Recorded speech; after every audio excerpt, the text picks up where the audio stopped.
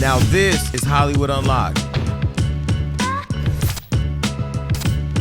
Yo, what up, everybody? It's Hollywood Unlocked Uncensored. I'm Jason Lee. Hey, it's your boy DJ Damas. Let's get the show started. All right, Melissa Ford's still not here, but she's coming back soon. Yes. And if you're listening to the show on iTunes, Google Play, iHeart, Spotify, make sure you're also watching on YouTube and sharing it everywhere. Please. If you have social media, it should be shared everywhere. Where? I don't even know that that's No, that's the place. where. All right, so I'm here chilling, and you're there with a red blanket. Do you want to tell people where you are? I'm out here in hot Florida, and it looked like I am about to pull some tarot cards and do a reading for you, Jason. You might need it. You never know. No, that's witchcraft, and I don't. No, it's not. Here we go. Let me pull my cards. So anyway, so how are you enjoying Florida? Are you around people? Are you coming back with coronavirus? What's happening? I'm around my family. My mom just moved right here in the country. Big old backyard. We picking avocados and mangoes, all types of stuff I've never done before. And no, I'm glad that I am away from the Miami part where we got some freedom, some land to go outside and actually get some fresh air and not get sick. So I'm I fortunate. don't understand why everybody's. I mean, I get why people want to go outside, but like, go outside to work, not go outside to flagrantly just be outside at a party. I got a text message. I'm gonna put him on blast right now. Sincere from LA. If you know Sincere Show on Instagram, if you don't know it, here it is. Sincere had the audacity to text me and ask me if I want to pull up and get a table at a penthouse. Are you crazy? Look, but you said go outside. He still got to work. That's his job. Listen, promoter lives matter, and I know that there's a lot of promoters that are out of work because of what's happening with coronavirus. But I'm gonna tell you right now, I'm not going to shit. I'm not even going to a potluck. I'm not even going to a baby shower if it was my baby. Like, it's not happening. Now, I do got a question for you, though, Jason, because you've been an entrepreneur for a long time. For people that are promoters or in that business that was in entertainment and now have no jobs, what are some suggestions that they could do to kind of get on their feet? Because, like you said, promoter lives do matter.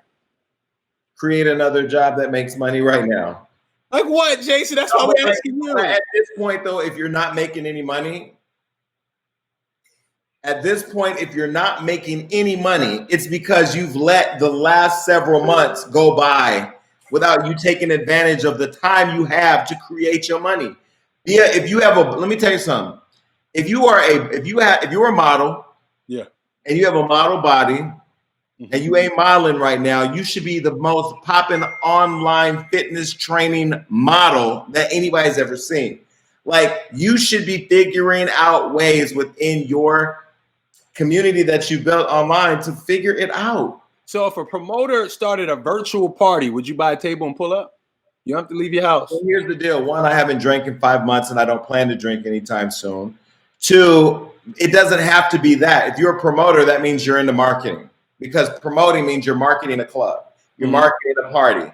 Are you not developing those online marketing skills on how to reach people or your network that you built to brands that are trying to get towards that audience? Find ways. But right now, it's not like, let's go back and pop bottles. Because I'm going to tell you something. One, I ain't drinking no bottle from a bottle girl who got a mask on. Who the fuck are you? Who sent you? I need to see you. And second of all, what we all going to do? We all in the club with masks on, dancing, like sipping, like putting holes through our masks to sip our drinks. Like, I ain't doing that. You're not with it? No. I think when nightlife do open back up, it's going to be even more section based, because you know how a lot of people hate the section in the bottle club. That is going to be more Section 8. Section based. Oh, okay. Because a lot of people aren't feeling the bottle service style of clubbing, but now to keep social distancing, you're going to have to rent an area and just be you and your people, and then look at the other people from afar and just wave. Like, that's where it's moving to, even when we open back up. Once it's safe to go back up, I'm telling you right now, I am going to get a table at a club, but it's going to be me with all guys, and I'm not going to be drinking. I am going to be pouring it in their mouths, though. Because here's the deal. Like, all guys. It'll be like our coming out party, but like not coming out, but like coming outside. So you do enjoy partying with just all men? No. Well, let me clarify. I love my girlfriends, but I'm not the gay guy that wants a bunch of girls around.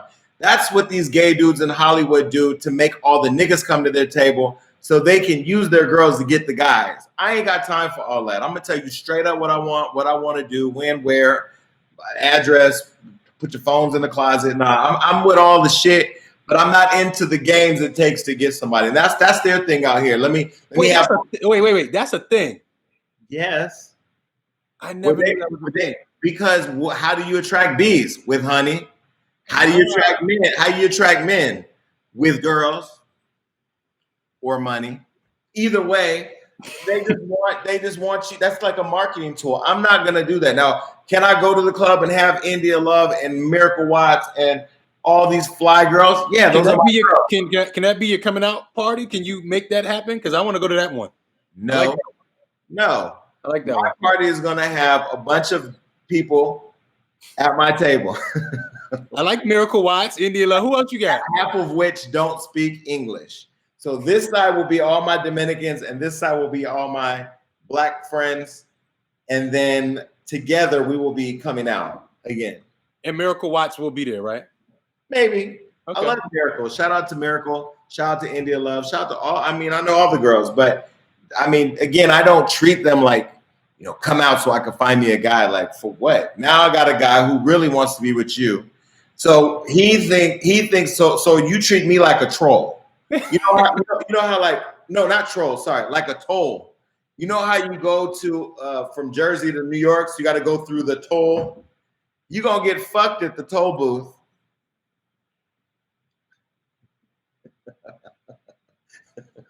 You're gonna get fucked at the toll booth to get on the other side.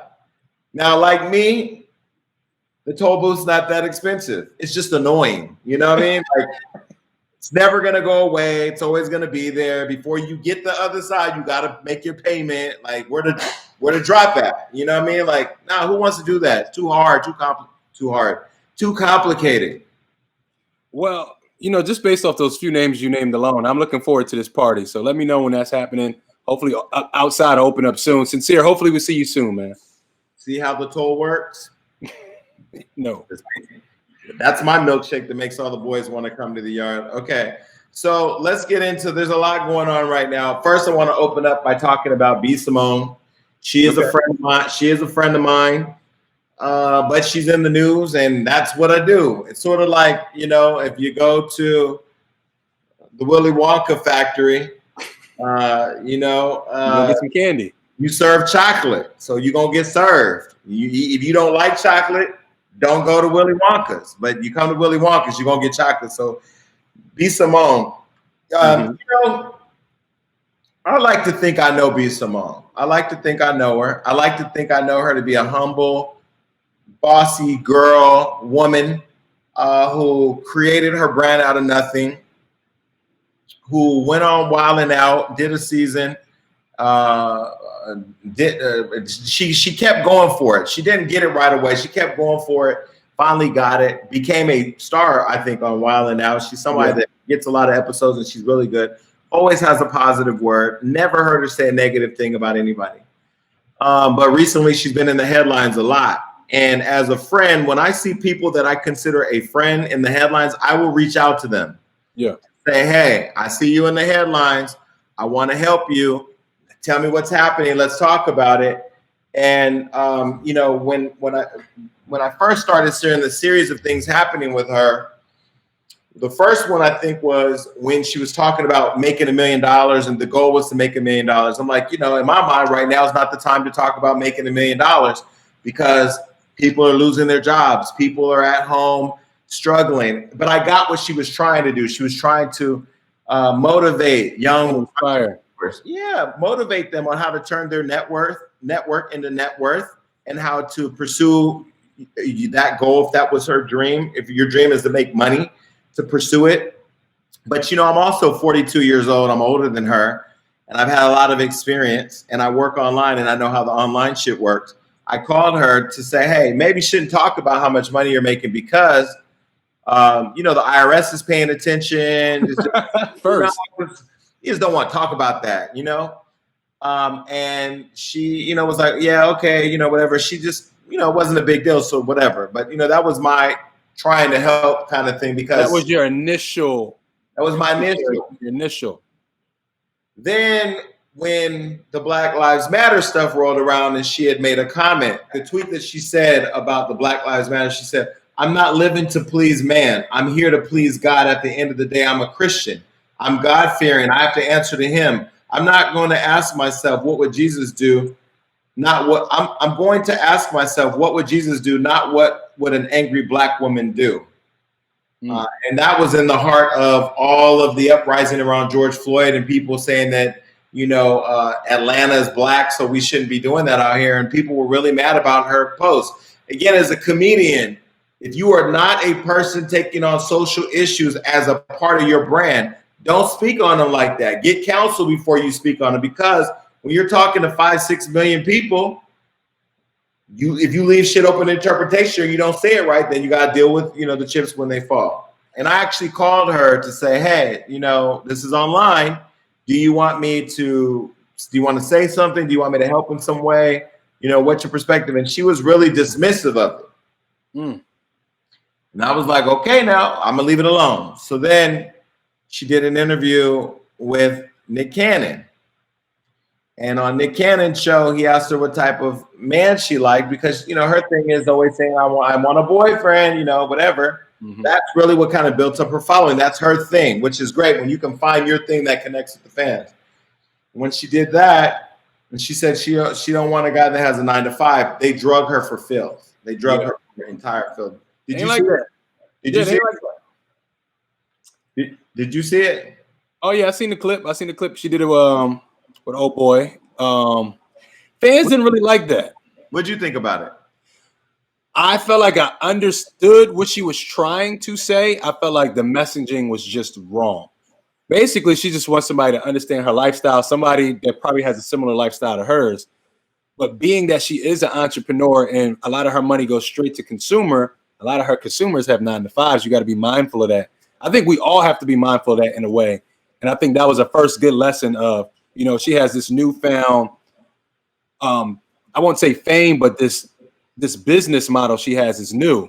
It's very lucrative, it's very successful, but it's new. And you have to know your audience. You always have to keep in mind who your audience is and make sure you never disrespect them. That's why we see even bigger companies, sometimes they do things and the messaging is wrong and they have to issue an apology. There's nothing wrong with apologizing to your customers and your consumers. Right. Yeah. And also because the boyfriend that you're talking about, I think part of what makes people drawn to her is that she does seem so relatable. She does seem like everyday next door girl. And the fact that most of the guys that are trying to shoot their shot are probably regular guys. Right. And so I did think, having known her, that maybe it's just a messaging thing, or she's just like, maybe she's not thinking about her consumer. And so I didn't reach out to her about that, because I felt like the first time I reached out, I didn't really feel like, maybe she was busy or she just wasn't really trying to have the conversation. So whatever.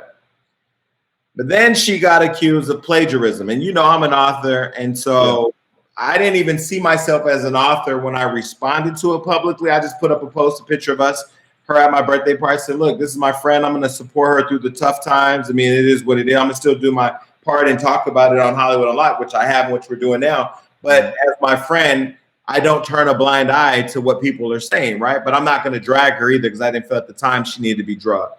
And people weren't happy with that. They were like, but you're an author. You're an author who wrote and stand on your own writing. And what do you think about her allegedly plagiarizing this book, where she had apparently there were worksheets in the book that were exactly the same as another author's, maybe 2 or 3 other authors. And I mean, it was really indefensible, because you can't really say what happened. Now, I will say, having been somebody busy, maybe you have a ghostwriter, maybe you have a person working on it. But as a CEO, you are ultimately responsible for signing off on everything and double checking everything. So I thought maybe it was just lazy. And so I did reach out to her manager, Skittles, who I have a relationship with, and, offered this platform to talk about it. And then I also reached out to Be Simone, and she, at the time, she was just busy. Couldn't really talk. Mm-hmm. So, and she hasn't reached out since. And so I don't know if that's embarrassment or you just too busy. And so I did feel some type of way. I did, because all of my friends, and I don't even have a lot that are celebrities, but all of them know when shit goes down, you better call me, because I'm going to put out the facts as you see them. So that way there's two conversations going on. There's what people speculate and there's what you want out. And the fact that she didn't reach back, I ain't gonna lie, I did feel some type of way. But then I didn't call her after that. I left it alone. But then now there's a new thing out where she was on a podcast and apparently referred to the LGBT community as the lettuce, bacon, and tomato. LGBT community, and referred to us as the lettuce, bacon, and tomato community. And that has pissed everybody off. And she referred to women, transgenders, as trannies. I've used the word tranny. Some transsexuals like it, some don't. But when a straight person says tranny, it's different. It's different. Okay. It's like when black people say nigga, but when a white person says it, it just sounds different. It's the same thing, but it just sounds different because we believe we own the word nigga.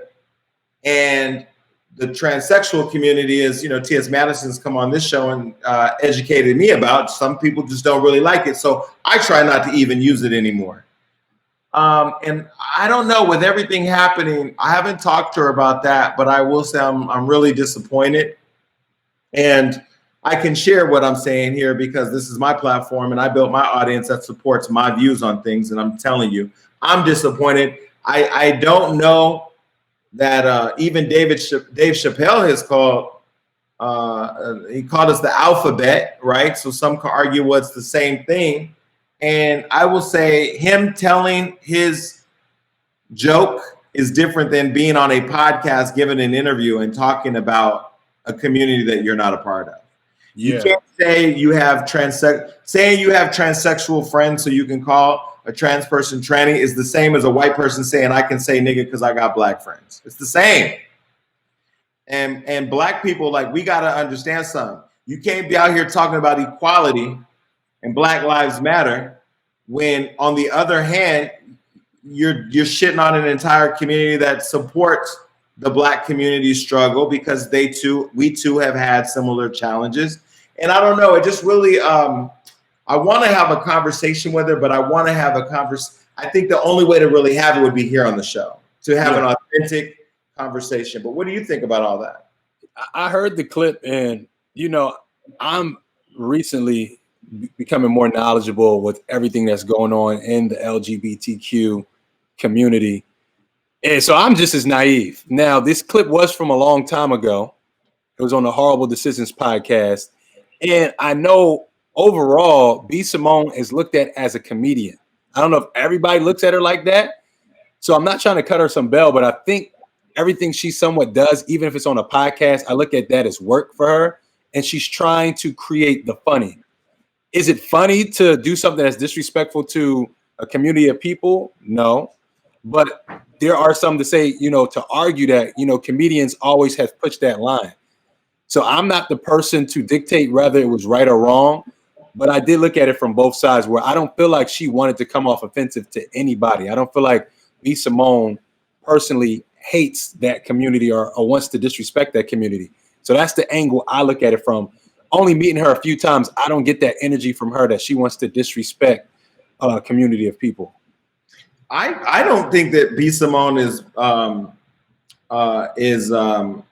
in any way against the gay community. I don't think that she feels any negativeness towards the gay community. And I know she's close to a lot of gay people. Doesn't make sense, though, because sometimes when you say, oh, well, this person has a lot of black friends, they can't be racist. You can still be tone deaf to what the fuck is appropriate and not.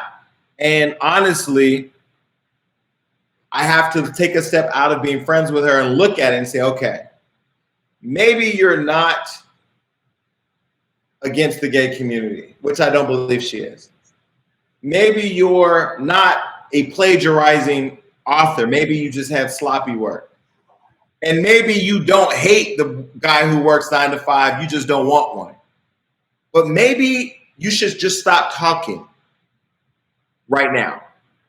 Maybe you should frame all of your shit as jokes, right? Because let me tell you how I would have handled it. If they would have came to me and said, Jason, you stole my book, I would have personally reached out to the authors. I would have personally said, I'm investigating this because I hired another company. I would have threw them under the bus publicly. Then I would have did a deal where all the proceeds of my book was split between me and those other authors, so they're made whole. Then I would promote their shit on my platform, and I would keep it moving to the next project.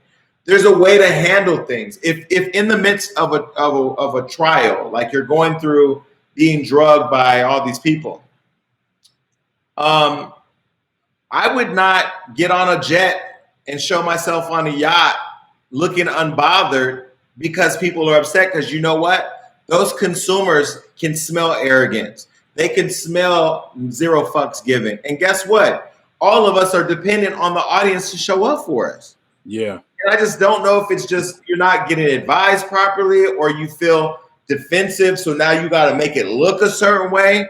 But as her friend, I would have stepped in and given her some much different advice because I don't really, the Be Simone that everybody's talking about and the Be Simone that it looks like isn't the Be Simone that I know. Yeah. I do have something to say outside of Be Simone situation, the stunting culture where people do that. You know, a lot of people are hungry out here. A lot of people before COVID didn't have jobs, and a lot of people do support us as entertainers or what have you. I do feel like us stunting is getting old. I do feel like that's getting old. I feel like if you want to motivate people, you create opportunities, you give back. But the fact of jumping on jets or renting certain kind of cars, whatever it is, I mean, it's dope. And if that's your lifestyle, live it. But the people I look up to that have real money, real income, they don't do that. So I do feel like us as a community, we do need to change that around because it feels like when we get successful, we have something to prove to somebody. Like we're trying to, I don't know, like we're trying to prove somebody wrong. And at the end of the day, if you're doing something for motivational purposes, there's so many other things you can do, but to stunt on the people that wish they had that lifestyle. Listen, I built a brand off of saying reckless shit. I built the brand off of telling you what I think good, bad, or indifferent, making inappropriate jokes, taking on fights that probably don't even need to be taken on, putting people on blast, telling other people's business. That's what I chose to do. And so that's why I think the tone of what I say sometimes isn't as loud because Jason said it. We expect that, right? When you are a comedian and you become a brand that's woven in the business the way that she is, you got to know how to keep your shit moving. And the greatest part about this all is if she's humble enough to get the lesson, she's going to be fine because she's a star. She has star quality. People love her. She's funny. She's a good friend. And she, I know, meant no harm. But this is a time where she or people that find themselves in situations like that literally have to humble themselves down and look at what's happening. Take a step out of how you feel about it and really figure out how to reconnect with your audience. Because right now, you want to put out product, how we know it's yours. Yeah. Right now, you want people to come to your shows. There's so many gay, trans, and lesbian people now, bisexual people. You don't want them to think that you don't support them. And I think this is just an important journey for her overall. You got to go through these hardships. You got to learn. This is the best way to learn. I don't feel like she's ever malicious in what she does. Is the messaging wrong a lot of the times? Yes. And for her to continue to be successful, it's good to go through some of these hardships now because it will never happen again. If Be Simone gets over this hump, this will never happen again. She's going to be more mindful of what she speaks on. She's going to be more mindful of how her team handles projects regarding like the plagiarism thing in the book. I feel like her team kind of dropped the ball on that at the end of the day because there's so many channels something has to go through to be released. But I feel like in her journey of being an entrepreneur and being successful, I'm proud. I'm happy that she's going through some of these hardships now. If she gets over this hump, it can only be up from here. Yeah, I pray that she makes it through too. And when you do have CEO or you take pride in being a CEO, it's more than a title. It's more than the money. It's about the commitment to making sure that what you're selling the audience, and I'm not even talking about just by words in a book. I'm talking about selling shows, podcasts. The brand that you're selling to consumers has to be You have to check every I and dot every I and cross every T. It ends with you. Like the most responsibility of your company, it lands with you because you have the biggest title. So I pray that she makes it through, and she's talented, so I'm sure she will. All right. So speaking of other people in the news, August Alsina is out here. You know, the thing that I will say is y'all be so fast to say that Jason Lee is messy and Hollywood Unlocked is messy, or that the show is messy, but it'd be your favorite singers out here doing the most. August Alsina did an interview with our friend Angela Yee, and in that interview, he talked about a alleged relationship with Jada Pinkett, and even said that he went to Will Smith for permission. And, you know, for years we've heard about their relationship and that they're swingers and that, you know, they may even both like the same sex of, you know, Will likes men and Jada likes women. But the one thing we know for sure is that relationship has been so private that they have been able to keep their business private. And now it looks like it's all out in the open. Because during this interview, August Alsina is now claiming that him losing Jada has been the biggest loss of his life and that it almost destroyed him. You see the interview? I've seen the interview. I've seen it. What'd you think? I'm not going to lie to you. At first, I was angry at August because I'm like, you know, why do that? I know you just put out your album and you're using this as a rollout, but at the same time, I had to go, you know, it's his story. He has the right to tell it. And then I started looking at Jada and I went, Jada, this boy, if you know August Alsina's story, he's been through a lot of pain, a lot of hurt. He's always been very transparent in his music, on social media. He's never really been the most private guy.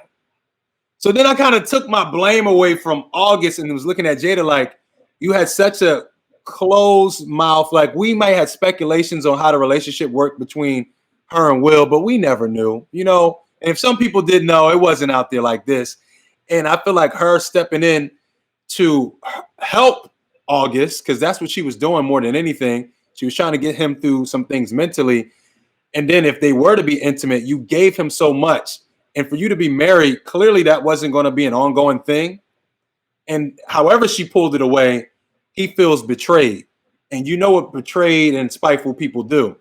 So it's just really a slippery slope right there. But I was just looking at it like, you fill this boy up. He's been through so much hurt. You're trying to help him. However that relationship ended with her in August, whether they mess with each other or not, he clearly feels betrayed because that relationship ended.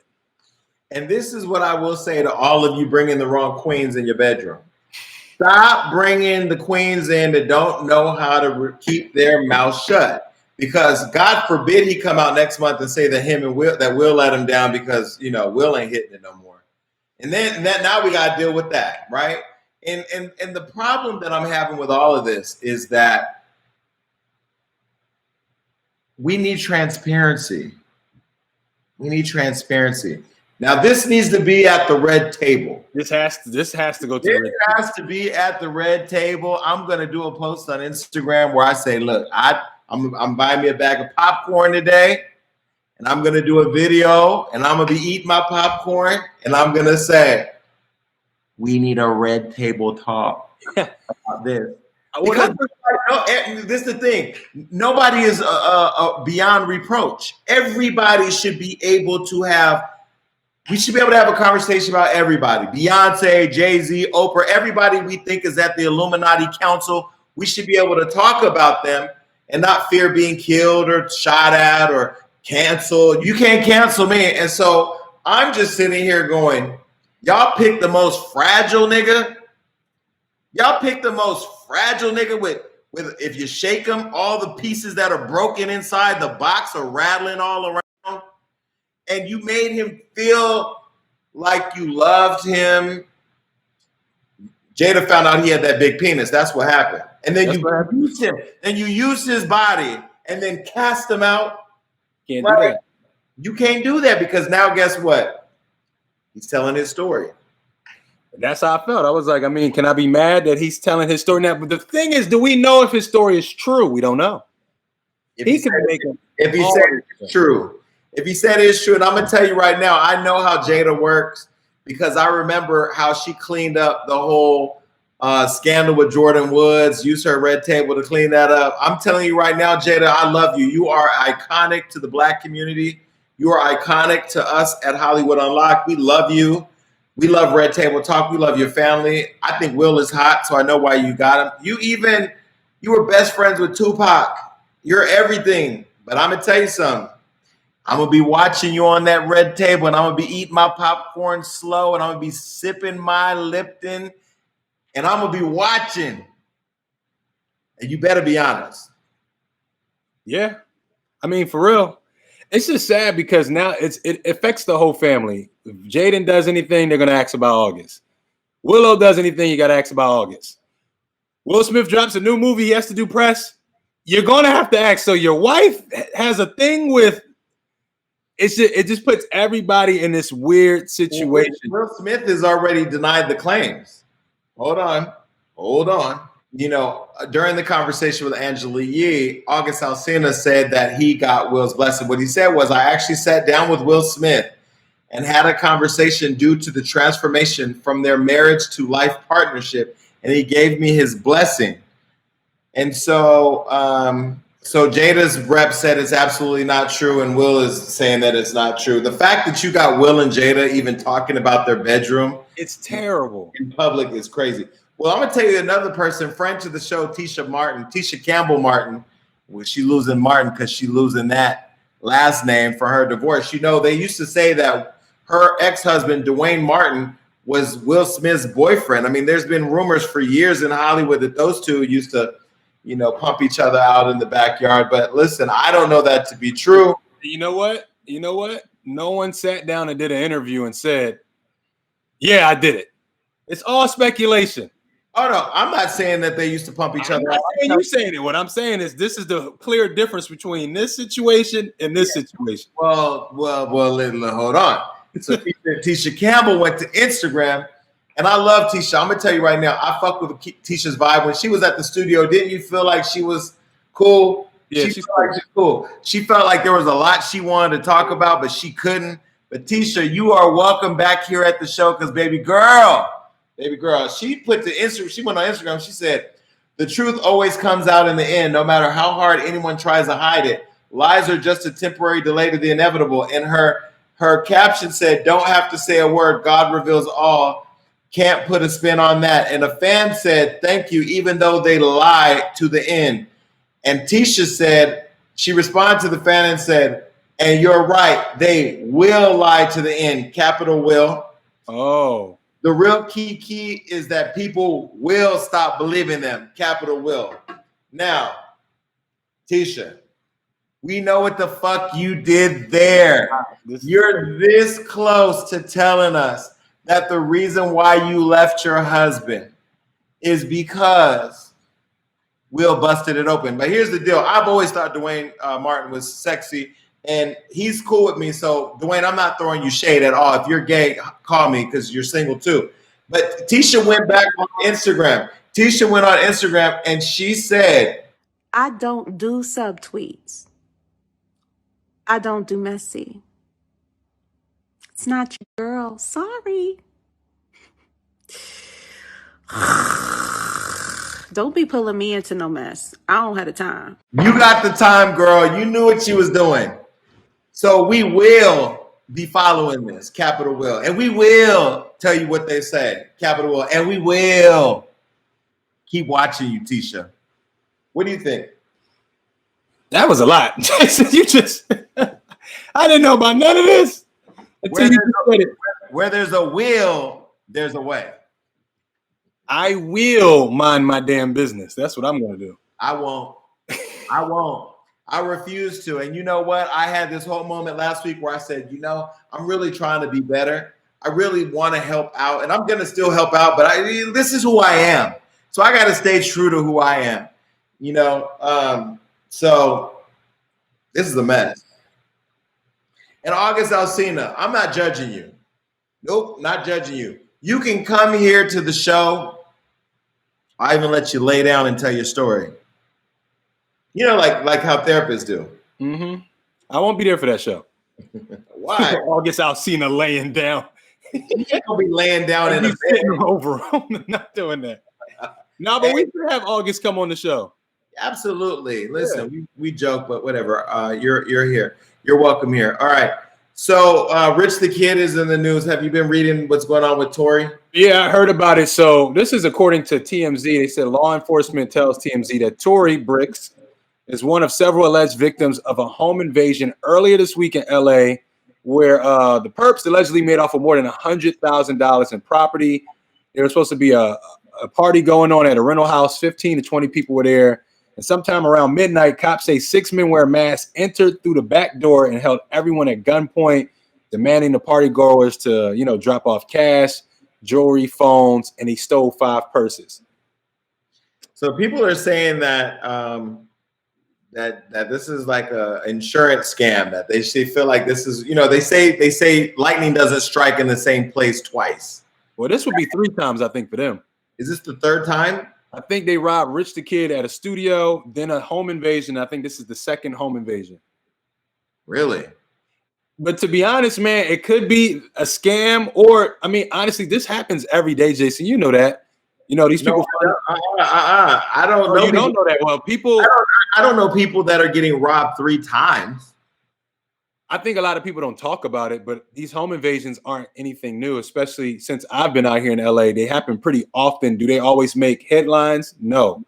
We go out there and people rent these houses in the hills, and they may not be from LA, and they don't know that people have to drop on these houses. People know so many details that, if you're from out of town, you don't know how connected LA really is. So I'm not going to jump and say it's an insurance fraud, because I've heard many stories myself that haven't been on social media or made it to the blogs where people get robbed at gunpoint all the time. I hope I don't live in a neighborhood where that shit happens. I'm gonna tell you right now, you run up in this bitch, if you pull up at my house, next time you pull up, when you pull up at the house, damage, there's cameras everywhere. They're everywhere, sensors everywhere, and guess what? Guns everywhere. I wish somebody would. I'm telling you right now, I'd shoot this all these windows would be shot out. Try to run up in here if you want. I don't know. To be fair though, Jason, not to cut you off, Rich the Kid had nothing to do with this. This was a friend of Tory Bricks' party. This is a whole nother house. You know what I'm saying? He could have coordinated it from the car. He could have, or somebody just had to drop on whoever that person was throwing the house party and said, we need to go in after them. At this point, don't you if you're getting robbed this much, you should have security with you or something. Yeah, I agree. Are y'all leaving the doors open? Do you not lock doors? I lock everything. You even grab a door over here, the alarm's going off. And I got a siren on my building on top of the on top of the alarm going off in my house. A siren. I put a siren that way it ain't even just neighborhood, the whole area will hear this siren. And help will arrive. You getting caught, you come up in this bitch. I don't know. That's what I'm saying. I'm just not going to go and let everybody say it's an insurance scam. Y'all don't know how things go out here in LA. I hear a lot of stories. I've seen a lot of people take L's, so it's not just as simple as that. Speaking of L's, your boy Terry Crews is taking another L. He is definitely taking another L. Terry Crews just don't know how to keep his mouth shut. So he put this up on Twitter because he loves to talk about the Black Lives Matter movement. He said defending white. Why do you keep talking about the Black Lives Matter movement when everything he says is not in line with the Black Lives Matter movement? Clearly, he has a different perspective. So this is what he said before regarding black supremacy. He said defeating white supremacy without white people creates black supremacy. Y'all know I had a rant on this.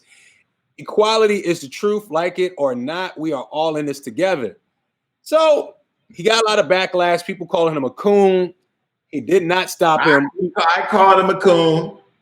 And man, him out, so I know better. Yeah. He said any person that calls him a coon or Uncle Tom for promoting equality is a black supremacist. So he's talking about you, Jason. Okay. But he took to Twitter to write this recently. He said, if you're a child of God, you are my brother and sister. I have family of every race, creed, and ideology. We must ensure hashtag Black Lives Matter doesn't morph into hashtag Black Lives Better.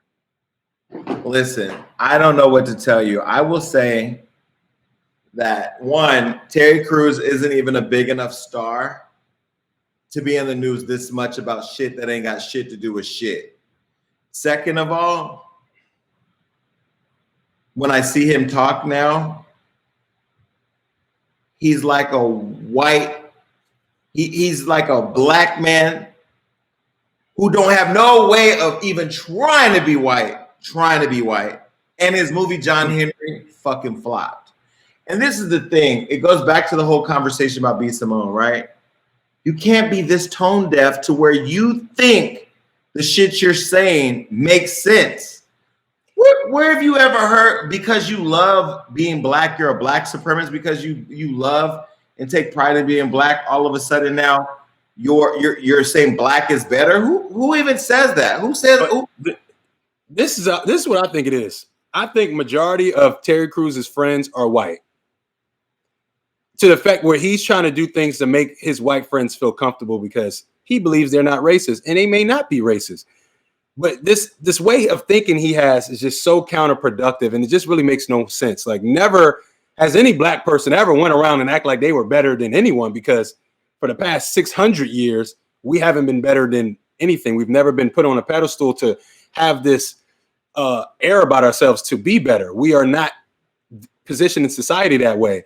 So it's weird for once we stand up for ourselves and have some unity about ourselves, where people are going, oh, it can't be Black Lives Better. And, oh, we can't move around like this. Like, why not? Every other culture do it. Why?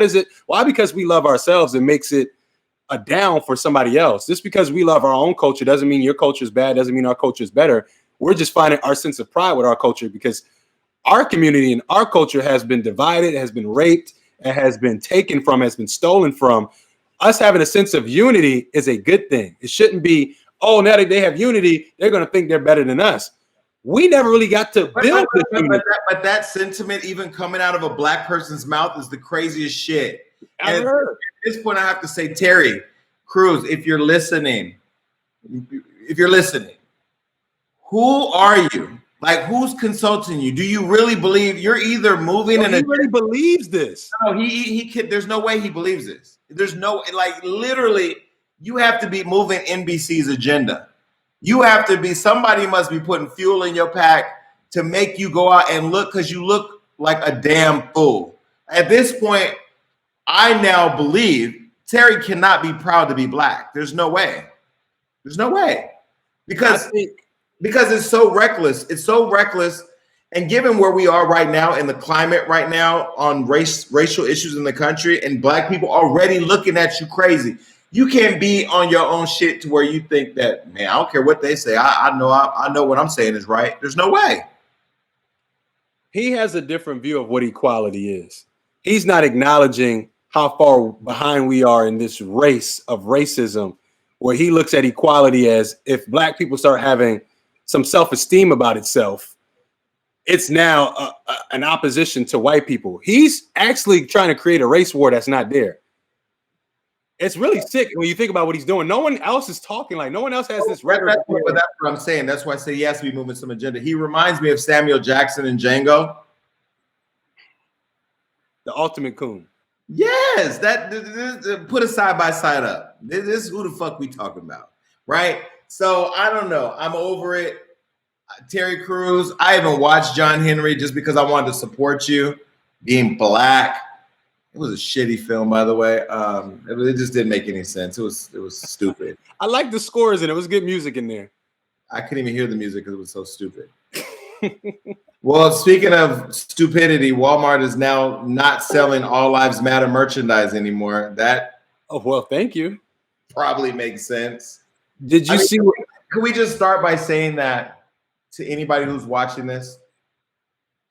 All lives do matter. Duh. All of them, all lives, transsexual lives, gay lives, white lives, black lives, Latino lives, even the lives of not the people who created coronavirus. Their lives ain't shit because you got our whole year fucked up. But everybody else's lives matter. But the Black Lives Matter movement is about Black lives needing to matter more in the eyes of people that it doesn't matter. So you can stop saying all lives matter because we got that. We all are for that. We're just saying our lives matter too and need to matter more now. But why are people still on this all lives matter shit? Because it's like, is it somehow making you forget what the whole purpose of this whole movement has been about? Arrogance. Everybody wants it to be about them. It's never been about us. Now, when it comes to something positive, it's never been about us. Now there's something positive and it's about change. No, but all lives matter. No shit. No shit. Y'all lives been mattered before we said Black Lives Matter. So Walmart, who has disrupted many communities of color, they move in big box stores, take out a lot of small businesses, don't offer their workers any type of healthcare benefits, which all of us taxpayers end up paying. They announced recently that they're no longer selling All Lives Matter merchandise on its website in support of the BLM movement. And Walmart also noted that it's putting an emphasis on Black people and other people of color whose lives are being impacted by ongoing racial injustice. They put out a statement that said, "We fundamentally believe all lives do matter and every individual deserves respect. However, as we listened, we came to understand that the way some, but not all people feel using that phrase, all lives matter, in the current environment intentionally minimize the focus on the painful reality of racial inequality." Duh. This is why I don't even support Walmart. Beyond all the other things they do. But that's the thing about this right now. A lot of companies are just jumping out to put a statement out real quick so we don't stop supporting them. And we really need to step up as a community and buy Black, support Black as much as we can. And we can't let these companies just put out these little stupid ass statements and, help hurt our movement in supporting each other. So that's all I got to say about that. But with all this being said, did you hear what Jersey Mike's did? I know Terry Crews owns a part of this store for sure. They have to. So they're trying to change. They changed the name of the BLT, I guess their most popular sandwich, to the BLM. Bacon, lettuce, and mayo.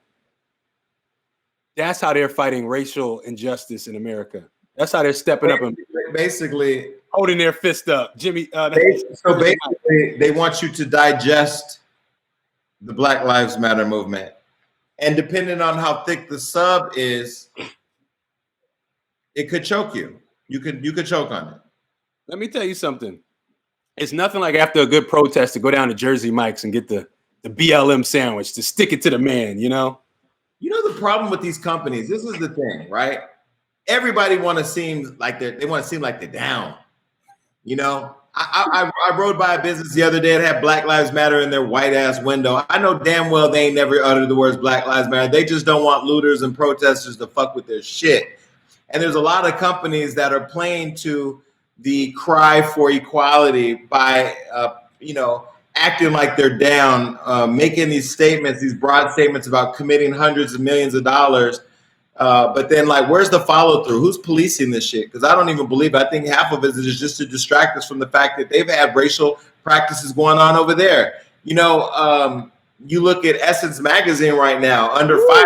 Remove Richie Liu, the CEO, who I personally sat with about giving me $2 million, who, by the way, it never happened. I see God just works the way he works. But this is a person who became a billionaire out of selling his product, Shea Moisture, and his company Unilever. And now he's outed as the CEO because of allegedly doing misconduct. The reason I bring that up is because we don't know what's going on behind these corporate veils. But a sandwich? The BLM, the mayo. Last time you had a mayo. Jersey Mike's. Y'all need to have some Black people in your executive team, because anybody would have told you. They do. Terry Crews is on their executive team. They should have just named it the Black Sub is better. Black Sub is better. I don't know. I can't. All right, so fans are pissed, calling out Virgil Abloh. Is his name Abloh? Abloh. Well, Abloh blew this. He was doing the cover art for Pop Smoke's, designed the cover art for Pop Smoke's album. Pop Smoke recently died here in Los Angeles from a home invasion. And so he did this album cover. We're going to put the cover up right here so you can take a look at it. Now, pissed fans completely off. One fan took a picture of Pop Smoke, then on the side put a picture of a chain link fence and a picture of diamonds and said that was the album. People were pissed. I believe now the album is being redesigned because the people heard the cries of the fans. What did you think about it when you saw it? I thought it was whack, but at the same time, they had a commitment before Pop Smoke died. Pop Smoke wanted Virgil to be a part of certain parts of his rollout. And I feel like Virgil did the best he could do. I don't know if Virgil is a big graphic designer. If you remember how Virgil got his start with what is it called? With Off-White and the stuff he made before, it wasn't always the most technical, cool graphical thing.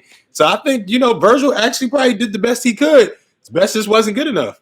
Well, I've been, I'm not a huge Virgil fan. I love his clothes. I love Off-White. Which is very simple, right? When you look at the design, it's still dope though, right? Like the cut of the materials, all that is dope. And I believe in shopping black. I'm still going to support him. I'm still going to support Jerry Lorenzo for, his brand Fear of God. I know Jerry personally. Having met Virgil, though, I was honest on my Instagram that I met him at Marc Jacobs and his husband, Char's. They have the party reception after their wedding.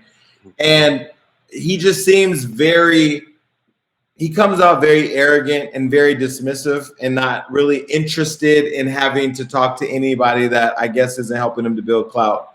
I personally walked away saying he was one of the most uninteresting people that I met, and somebody that I would put in the caliber of celebrity or famous people that I don't really care for that I've met. But I really feel like he could have sourced a lot more graphic artists to come up with different options than that. That seemed really, and I feel like that's the problem. It seemed really lazy.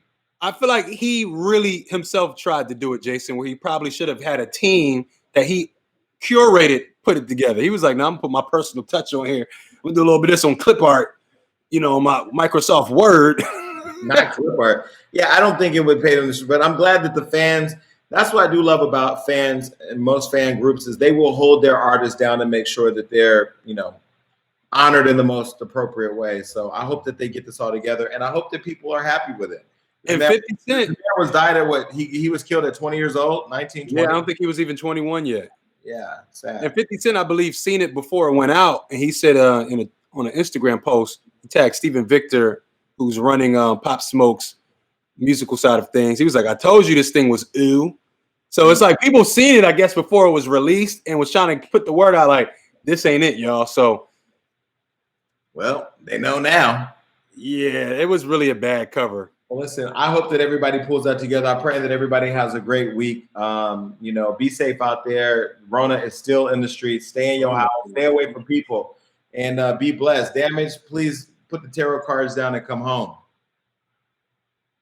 Right. All right, but until then, we're out. Peace. Peace, y'all. What up, YouTube? Thank you for watching this reckless show. Yeah, and hit that subscribe button, and don't forget to hit the notification bell. And also don't forget to share and leave a comment because we are reading.